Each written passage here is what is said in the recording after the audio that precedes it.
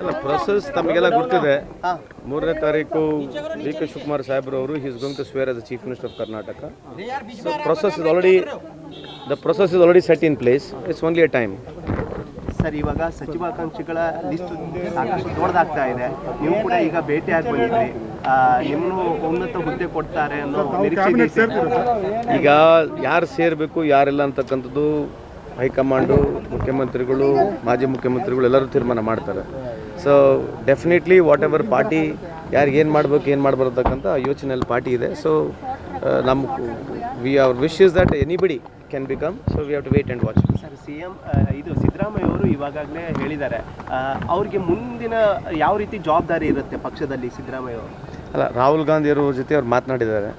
So Rahul ಗಾಂಧಿಯವರು ಡೆಲ್ಲಿಗೆ ಬರ್ಲಿಕ್ಕೆ ಹೇಳಿದ್ದಾರೆ. ಬಟ್ ಸಿದ್ದರಾಮಯ್ಯ ಸಾಹೇಬ್ರು ನನಗೆ ಭಾಳ ಡೆಲ್ಲಿ ಪೊಲಿಟಿಕ್ಸ್ ಅಂತ ಹೇಳಿದ್ದಾರೆ. ಇಲ್ಲೇ ಸಕ್ರಿಯವಾಗಿ ಆ್ಯಕ್ಟಿವ್ ಇರತಕ್ಕಂಥದ್ದು ಮಾತನ್ನು ಹೇಳಿದ್ದಾರೆ ಅವರು. ಸರ್, ಈಗ ನಿಮ್ಮ ಮತ್ತು ಸಿದ್ದರಾಮಯ್ಯರ ನಡುವೆ ಒಂದು ರೀತಿ ತುಂಬ ಭಾವನಾತ್ಮಕವಾದಂಥ ಒಂದು ಬಾಂಡಿಂಗ್ ಇತ್ತು. ಈಗ ಅವರು ನಾಯಕತ್ವ ಬದಲಾಗಿದೆ, ಹೊಸ ನಾಯಕತ್ವ ಉದಯ ಆಗಿದೆ.